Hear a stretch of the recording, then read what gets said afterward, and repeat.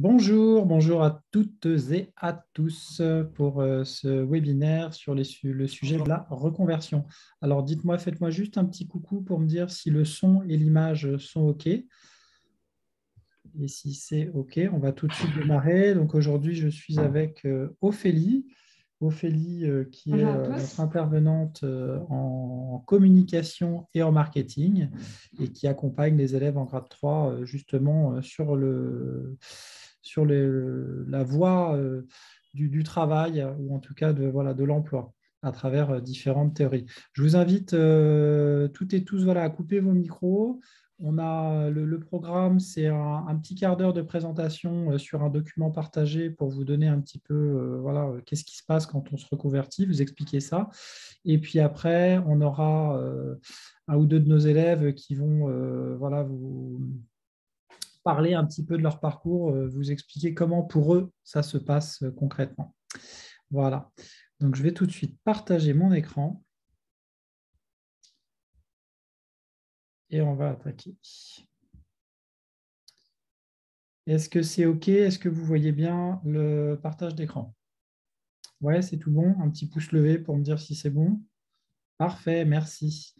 OK. Alors, on est parti. Donc, notre sujet, c'est les chemins pour réussir sa reconversion professionnelle. La première question qu'on peut se poser, c'est pourquoi est-ce qu'on veut se reconvertir? La chose à savoir, c'est qu'un Français sur deux a songé à se reconvertir, mais tout le monde ne passe pas le pas.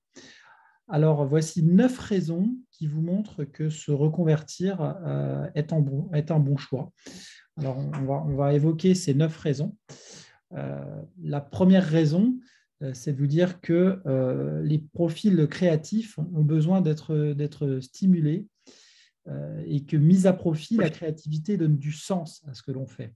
Car on n'est plus, on est plus un simple exécutant, mais on est l'auteur de sa création et c'est un sentiment très valorisant. Voilà. Donc, la première, le premier sujet de reconversion, c'est vraiment d'avoir plus de sens dans son travail. Le deuxième point, c'est pour l'épanouissement professionnel, tout simplement. Trouver un épanouissement professionnel, c'est essentiel et souvent, ça passe par le souhait d'avoir un poste, un métier aligné avec ses valeurs, en cohérence avec ce que je pense, ce que je dis et ce que je fais. Et ce qui est important, c'est que vous puissiez prendre du plaisir à faire ce que vous faites grâce à un milieu, un secteur et un métier qui vous ressemble et qui correspond à vos valeurs. Le troisième point qui pourrait vous donner envie de vous reconvertir, c'est parce que le travail ne vous plaît pas, il ne vous plaît plus ou pas assez. Parce que peut-être qu'il n'est pas assez stimulant, plus assez stimulant, et vous avez besoin de changement. Vous avez fait peut-être le tour de votre métier. Il n'y a peut-être pas de perspective d'évolution. Alors, ce qui est important, c'est que quand on aime ce qu'on fait, eh bien, ça nous fait vibrer et on ne voit pas le temps passer. C'est important parce qu'on passe quand même 7 à 8 heures de notre journée au travail. Alors, autant que ce soit agréable et autant que ça aille dans le sens de ce qu'on aime faire. Quatrième point, des meilleures conditions de travail, ça peut être les horaires, la charge de travail, la rémunération, les contraintes physiques ou psychologiques et le type de contrat que vous avez.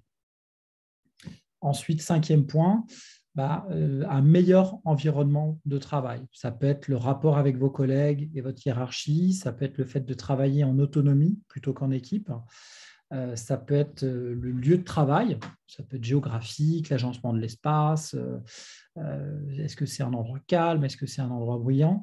L'ergonomie du poste de travail aussi, bien sûr, peut être important. Et puis le type d'entreprise et la culture d'entreprise dans laquelle vous êtes. Sixième point, et c'est un point clé, bien évidemment, par rapport à nous, ce qu'on propose à l'école La Fontaine, c'est l'envie de poursuivre une passion ou de réaliser un rêve d'enfance. Alors peut-être que vous aviez mis votre projet de côté au moment de faire vos études pour une voie plus sûre. Moi, j'entends souvent parler de la voie de la raison. Alors, on vous a mis 3 citations. C'est des citations que j'ai recueillies de personnes que j'ai pu avoir en entretien et qui, je trouve, sont très parlante, hein. J'ai toujours voulu me former dans un domaine manuel et artistique, malgré le désaccord de mes parents. J'ai des envies que j'ai fait taire pendant longtemps. À l'époque, je m'intéressais à la sécurité de l'emploi, l'épanouissement au travail. Ce n'était pas la question. Aujourd'hui, je veux suivre mon cœur, faire ce que j'ai envie. Donc souvent, ce qui motive une reconversion, ben, ça passe aussi par ces biais-là. Septième point, c'est le renouveau, d'apprendre quelque chose de nouveau. Alors, ce qu'il faut vous dire, c'est que d'ici 2035, hein, d'après des études, on va tous être amenés à changer de métier plusieurs fois, en fait. Alors, en fait, les autres chiffres qu'on a, c'est que 50% des métiers vont être profondément transformés d'ici 5 ans et que plus de 8 métiers sur 10 sont à inventer d'ici 2030. Alors, ça peut paraître un peu dingue hein, de penser ça, mais on voit bien, particulièrement avec ce qui s'est passé ces 3 dernières années, la pandémie, que le monde accélère, que les choses vont de plus en plus vite et qu'il y a énormément de métiers qui sont en train de se créer. Et c'est particulièrement le cas dans les domaines de la créativité et du design. Alors, j'en parlais déjà dans un précédent webinaire. Les métiers du design, ils ont un taux de croissance supérieur à la moyenne. Ça veut dire qu'on gagne plus d'argent et plus vite dans ces domaines-là. Vous prenez l'exemple des métiers de l'UX, de l'UI, qui sont vraiment des métiers ou du design produit, où il y a vraiment énormément de possibilités aujourd'hui de tirer son épingle du jeu. Donc, si vous avez envie de changer d'environnement de travail, si vous avez envie d'apprendre de nouvelles choses, si vous avez souvent peut-être du mal à choisir une activité au détriment d'une autre, hein, si vous n'aimez pas la routine, pas la monotonie, et si vous voulez ne pas passer toute votre vie à faire le même job, ce qui devient techniquement aujourd'hui, je pense, très compliqué, bah, peut-être que voilà, le chemin de la reconversion est quelque chose qui pourrait vous tenter. Et puis, l'avant-dernier point, c'est le désir de voyager. Alors, on parle aujourd'hui, il y a énormément de métiers qui sont liés, qui peuvent être pratiqués en voyageant, en se déplaçant. Alors, pas forcément à l'autre bout du monde, mais en tout cas, en ayant une liberté de temps et de mouvement. On parle des nomades designers dans le domaine du design ou du digital nomadisme pour tous ces travailleurs qui adoptent un mode de vie dans lequel ils voyagent fréquemment tout en travaillant à distance. Il suffit juste d'avoir une bonne connexion Internet au moment où ils bossent et puis un ordinateur. Il y a beaucoup de métiers qui sont liés à ça. Alors, être nomade designer, ben, ça permet simplement de travailler à distance, de voyager pour rencontrer ses clients, de ne pas avoir d'horaire. Voilà, comme je le disais, avec une bonne connexion Internet, ça fonctionne très, très bien. Et puis, le dernier point, c'est la société est en train d'évoluer de ce côté-là et c'est de plus en plus criant. Et c'était déjà là, en fait, dans le domaine des designers. Chez les designers, 50% des designers sont salariés et 50% sont freelance. Alors, bon, il y a ces deux modèles économiques ou deux modèles de fonctionnement hein, qui ne sont pas antinomiques, mais qui ne présentent pas les mêmes avantages et les mêmes inconvénients.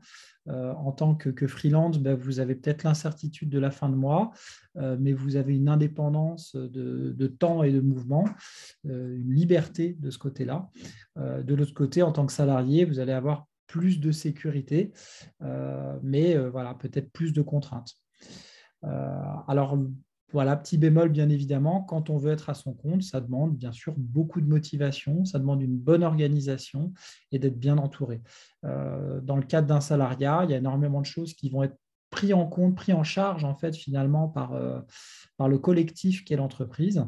Quand vous êtes indépendant et à votre compte, il va falloir être un couteau suisse et savoir faire beaucoup de choses à la fois, puisque il n'y aura pas un comptable pour s'occuper de vos factures et de vos salaires. Il faudra vous-même en fait mettre tout ça en place, ou en tout cas construire un écosystème qui vous permettra d'être viable. Mais c'est très fréquent aujourd'hui dans le domaine du design. Alors, quand on parle reconversion, on parle soit bilan de compétences, et puis nous, on va vous parler d'une autre méthode qu'on appelle l'ikigai, que vous connaissez peut-être. Je vais déjà vous parler du bilan de compétences. Il s'adresse généralement, alors il s'adresse à tout le monde, dans le fait, il y a tous à un moment de sa vie, on va faire le point sur qui on est, ce qu'on a envie de faire et vers où on veut aller. Mais la plupart du temps, c'est des salariés du secteur privé ou des demandeurs d'emploi qui vont faire une demande pour pouvoir faire pardon, je suis allé un peu vite, un bilan de compétences.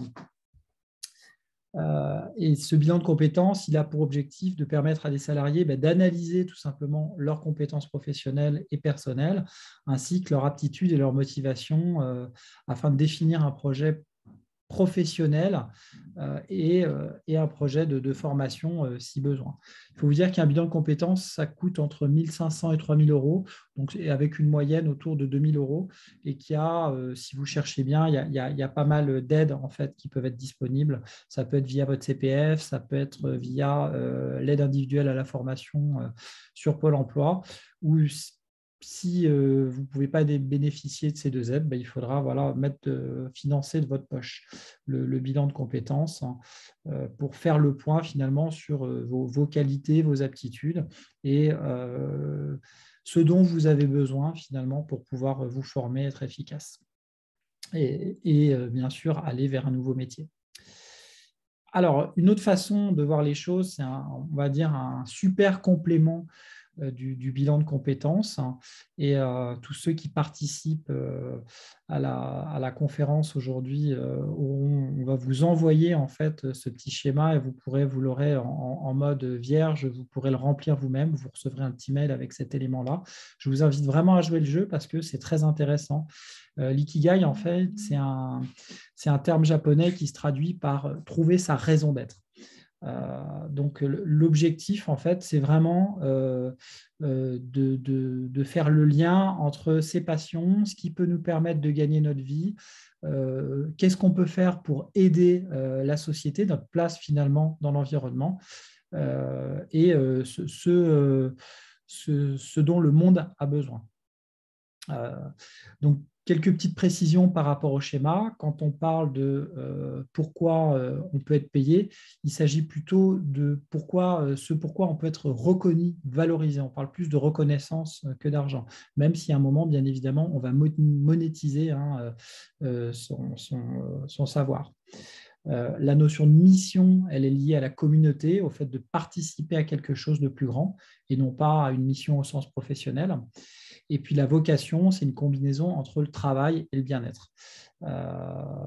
Mais ça n'implique pas nécessairement d'avoir toutes les compétences requises ou de pouvoir être rémunéré.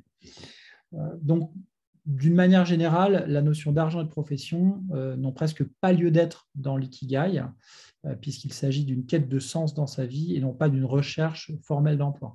Pour autant, le fait vraiment de remplir ces 4 cases, ça va vous permettre, tous ces éléments, ça va vous permettre de trouver votre ikigai et savoir pourquoi vous êtes fait et de combiner finalement une partie de passion, une partie de ce pourquoi vous êtes doué et vous verrez que parfois c'est antinomique, on peut être doué pour quelque chose sans que ce soit notre passion et vice-versa. Voilà, il y a pas mal d'éléments, je vous laisse regarder ça en détail. Et vous recevrez dans tous les cas un mail avec le PDF à télécharger pour pouvoir le remplir de votre côté. Un autre petit conseil que je peux vous donner, c'est pour faire un petit état des lieux à travers l'ikigai, c'est de noter en fait les 10 choses auxquelles vous avez consacré le plus de temps dans une semaine. Et une fois que vous avez noté ces choses, vous vous posez la question de savoir si ces choses, ça donne du sens à votre vie. Est-ce que cette chose-là, est-ce que j'aime le faire? Est-ce que le monde en a besoin? Est-ce que je suis doué ou est-ce que je suis bon ou bonne dans cette activité? Et est-ce que c'est une chose pour laquelle je peux obtenir de la reconnaissance? Et entre autres, à un moment, bien évidemment, de la reconnaissance financière, sociale, relationnelle. Voilà. Donc ça va vous permettre vraiment de définir finalement votre potentiel et de trouver quelque chose qui va vous permettre de vous épanouir dans la durée avec du sens en fait à votre vie. Voilà. J'insiste beaucoup sur l'ikigai parce que bien évidemment, nous, on est dans un métier, les métiers du design, où on est des métiers passion. Et les métiers passion, ça passe forcément par du sens, mais ça ne suffit pas d'avoir la passion. Il faut aussi avoir un écosystème technique, administratif, théorique, une méthodologie de travail qui permettent concrètement derrière de gagner sa vie. Alors, pour finir, avant de pouvoir passer la parole à Laetitia, si je ne dis pas de bêtises, non, voilà, qu'est-ce que je ne sais plus, c'est Bernadette, je crois, en premier, voilà, qui est avec nous et qui a un rendez-vous après, donc je me dépêche. Je voulais parler des 4 obstacles, en fait, à la reconversion professionnelle. Alors, le premier, c'est la légitimité. Ça, c'est vraiment un élément qui revient tout le temps. D'un côté, il y a la nécessité d'acquérir un diplôme pour être crédible, mais en même temps, dans le domaine du design et le domaine de la créativité, c'est très bien d'avoir des compétences et des connaissances. C'est même essentiel. On ne peut pas s'en sortir sans. On peut pas s'en sortir sans, mais pour autant, votre book va être beaucoup plus important. Donc, j'ai fait un webinaire sur les diplômes. Il est disponible. Vous pouvez revenir dessus et on détaille le sujet. Ensuite, il y a la technique. Alors, la technique, il y a beaucoup de fausses croyances sur le sujet. Des gens qui pensent qu'il faut forcément avoir du talent. Alors, bien sûr, c'est bien d'avoir du talent, mais le talent, ce n'est pas inné. Il y a beaucoup ce qu'on appelle d'impuissance apprise sur le sujet. Je ne sais pas dessiner, je n'ai pas de compétences en tel ou tel domaine.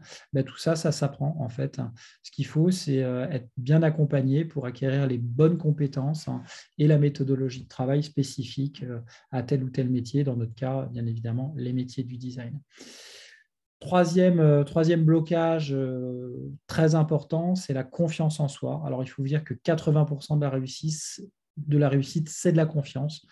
Donc, si vous travaillez ce point à travers le développement personnel, à travers le développement des soft skills, vous allez vraiment gagner, vous faciliter énormément la tâche. Il y a une autre façon de voir les choses, c'est l'expression qui dit brûler ses vaisseaux. C'est Guillaume le Conquérant, en arrivant sur une île, il a fait brûler toute sa flotte et il a dit à ses soldats, c'est très simple, comme vous ne pouvez pas repartir, c'est soit la mort, soit la victoire. Ils ont gagné. Donc, on n'est pas obligé d'aller dans ces excès, mais c'est une façon de penser qui dit, OK, je ne me laisse pas le choix, en fait, que de réussir. Et puis, le dernier point, c'est l'argent. Bien évidemment, l'argent, c'est un point crucial. Alors, dans le cadre d'une reconversion, il faut en prévoir pour subvenir à ses besoins pendant la transition. Il ne s'agit pas de partir la fleur au fusil et il est important de budgéter son projet en prévoyant des marges de sécurité aussi. Et puis, il y a l'aspect coût de la formation à prendre en compte. Alors, oui, une formation, ça coûte de l'argent, mais le meilleur état d'esprit possible à avoir, c'est de penser que le coût de votre formation représente un investissement, en fait, que vous faites en vous-même. Et si vous le faites bien, il ne pourra vous être que profitable. Alors, comment savoir si vous faites un bon investissement en vous-même? C'est de vous dire, plutôt une fois de plus que de parler d'argent, c'est de vous dire que quand vous vous formez, vous dépensez du temps et vous dépensez de l'attention. Et ce temps et cette attention, c'est des choses très, très précieuses. Donc, vérifiez le sérieux de la formation, de l'organisme de formation, de l'école, le contenu pédagogique qui est proposé et assurez-vous surtout qu'il est en adéquation avec votre projet et avec vos objectifs. Alors, on en arrive à nos élèves. Est-ce que Ophélie, je me suis pas trop pris les pieds dans le tapis, ça va? Non, c'est parfait. Donc, n'hésitez pas si vous avez des questions pendant l'intervention de nos élèves et c'est très important pour votre projet professionnel. Donc, allez-y. La parole est à vous, chers élèves. Voilà, alors je vois qu'il y a Laetitia qui est là et on attendait aussi Bernadette. Je ne sais pas si elle est arrivée ou pas. Parce que c'est vrai c'est moi. Mais c'est vrai qu'il y a le nom qui s'affiche et non pas le prénom. D'accord. Bon, ben, écoutez, Bernadette, je vous laisse commencer. Est-ce que vous pouvez rapidement peut-être vous présenter, dire en gros concrètement ce que vous faisiez avant, ce que vous faites aujourd'hui et quels sont vos objectifs? Alors moi, c'est donc Bernadette. Moi, j'ai fait une formation de stylisme au Portugal. Euh, j'ai travaillé pendant plusieurs années en tant que dessinatrice textile. Et aujourd'hui, je suis dans un domaine qui est complètement différent, mais en fait, c'est pas par besoin. Et aussi parce qu'on m'a donné l'opportunité de travailler dans ce domaine qui est le contrôle dimensionnel. En fait, c'est dans l'aéronautique et spatiale, c'est vraiment le thème à part. Euh, mon évolution dans le dessin textile, elle était très limitée, donc je ne me retrouvais pas forcément dedans. J'arrivais pas à trouver ma patte. Et c'est vrai que depuis que quand j'avais fini mes études de stylisme, je voulais faire architecture, mais en fait, tout simplement, je me sentais pas capable. Donc, et comme j'avais trouvé un travail dans le dessin textile, bon, j'ai continué. Ça reste très intéressant parce que toutes ces expériences, elles sont importantes, mais c'est vrai qu'il me manquait quelque chose et c'était pas ça. Donc, après, je suis revenue en France et c'est là où bon, j'ai commencé à faire d'autres métiers qui ne correspondaient pas à la création, bien que la création, c'est ce qui m'a toujours intéressée. Et c'est pour ça que donc, j'ai pris courage et je me suis lancée donc, sur la formation pour faire espace. Donc, votre objectif là, c'est quels sont vos objectifs à court Donc, et à moyen terme? donc là, moi, je veux, pour l'instant, ça reste comme ça, mais je suis encore en grande réflexion. C'est continuer en tant que design, dans le design d'espace. Après, je vois qu'il y a quand même, c'est un milieu qui est très varié. Moi, j'ai beaucoup aimé la scénographie, donc voilà, je découvre pour l'instant parce que là, pour l'instant, du moins, ça me passionne énormément. Et je veux, en principe, là, quand je finirai mon grade 3, je veux sûrement faire un master pour ensuite, en même temps, trouver une entreprise et commencer vraiment à être dans le milieu du travail, mais en design d'espace. D'accord. OK. Donc, objectif master, donc pas tout de suite intégration du marché du travail pour le coup. Peut-être en même temps, je verrai comment, en fait, comment ça matche les entretiens, si ça se passe bien. Parce que comme je vois que j'arrive à faire la formation, même si c'est assez difficile, hein, parce que travailler et faire la formation en même temps, il faut vraiment avoir de la volonté. Mais étant donné que pour l'instant j'y arrive, je me dis bah, pourquoi pas. Et si en plus je suis dans le milieu que je veux et en même temps faire le master, bah, ça apporte encore plus de connaissances, d'échanges. Donc, je vais essayer. Je me dis, tant qu'à faire, autant essayer. D'accord. Et pour l'instant, ça tient. Donc, c'est vrai qu'on Oui. a conscience, hein, on sait bien que d'avoir un job plus la formation qui est quand même très complète et assez Oui. exigeante, Oui. euh, c'est beaucoup de travail.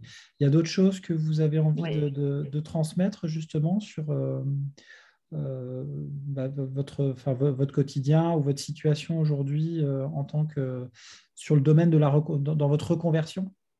Alors, moi, j'avais déjà fait une autre. Alors, je veux dire justement, oui, que moi, j'avais déjà fait une autre reconversion parce que j'ai aussi un diplôme de web designer.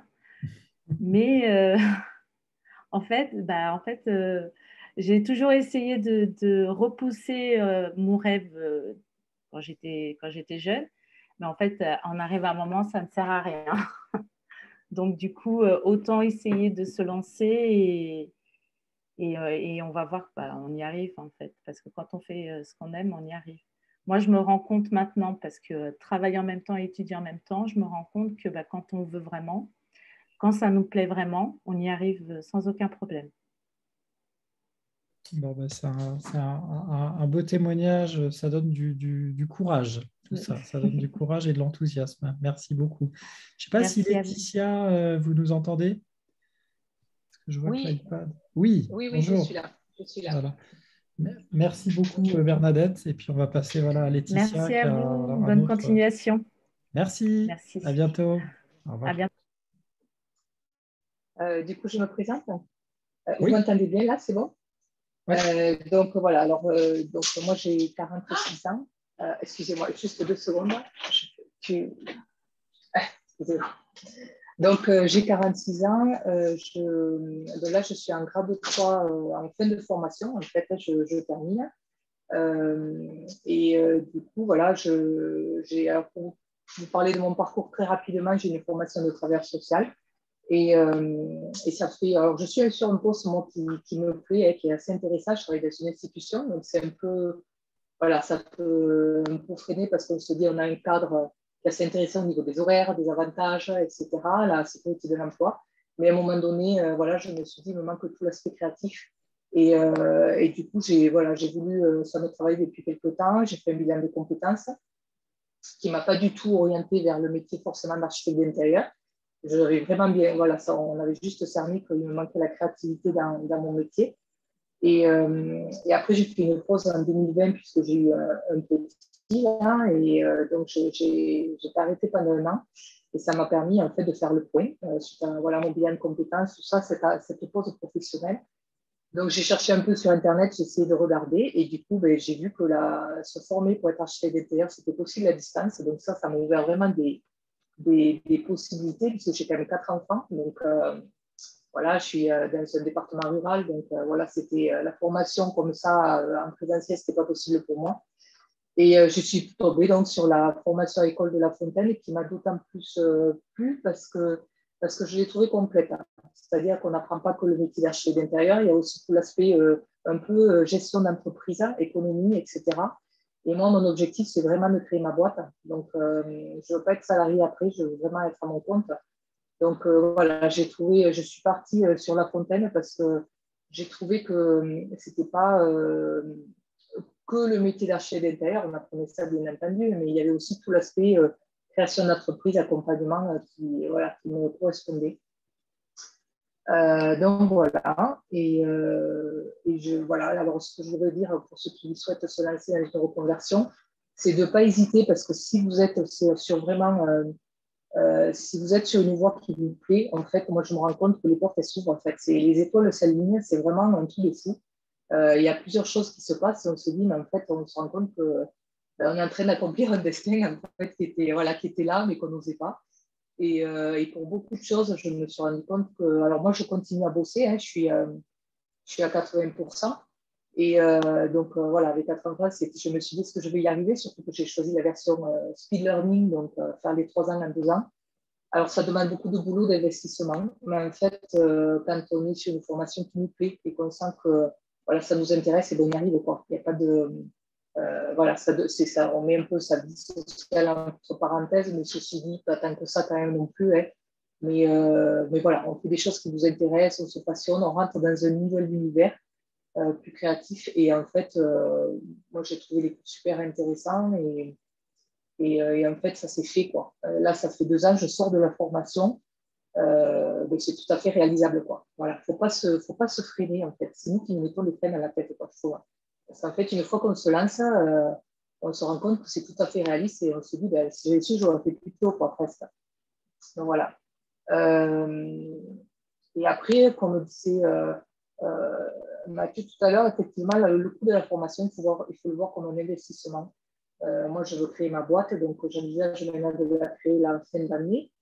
Parce qu'il y a beaucoup de travail à faire pour créer sa boîte, hein, mais voilà, je prévois ça pour la fin de l'année. Et là, le coût de la formation, moi, je le vois comme un investissement voilà, pour ma future entreprise. Et de toute manière, après, moi, je ne sais pas si vous, votre souhait, c'est de créer votre boîte ou d'être salarié, mais en tout cas, pour être légitime sur le marché du travail, la formation, pour moi, c'est la base. Quoi. On peut pas, il faut au minimum se former quand même. Ça, c'est ne serait-ce pour nous, pour avoir confiance en soi dans le service qu'on va pouvoir proposer par la suite. Donc voilà. Je ne sais pas si vous avez des questions. Non, ben, voilà, c'était précis, concis, très efficace. Ok. Non, ben merci beaucoup voilà, ouais, pour ce témoignage. Peut-être on aura d'autres questions voilà, qui viendront au fur et à mesure, peut-être sur le replay, on verra. Donc Ouais. voilà, on est pile poil dans notre timing. Ophélie, est-ce que tu as quelque chose à ajouter ou c'est OK pour toi? Non, bah, tout est bon. En tout cas, merci Laetitia pour ton témoignage. Pour moi, c'était. Ce qu'il faut retenir quand on fait une reconversion, c'est vraiment écouter son cœur et ne pas se mettre des barrières parce que en fait, on joue finalement notre épanouissement par la suite et en s'investissant, on y arrive toujours. Et surtout quand quelque chose nous plaît. Voilà, si vous avez des questions, même par la suite en regardant ce replay, notre équipe reste disponible par téléphone ou par mail et nous serons ravis de pouvoir échanger avec vous sur votre projet de reconversion. Voilà. Merci à toutes et à tous. Et puis, on vous souhaite une belle journée et on vous dit à bientôt.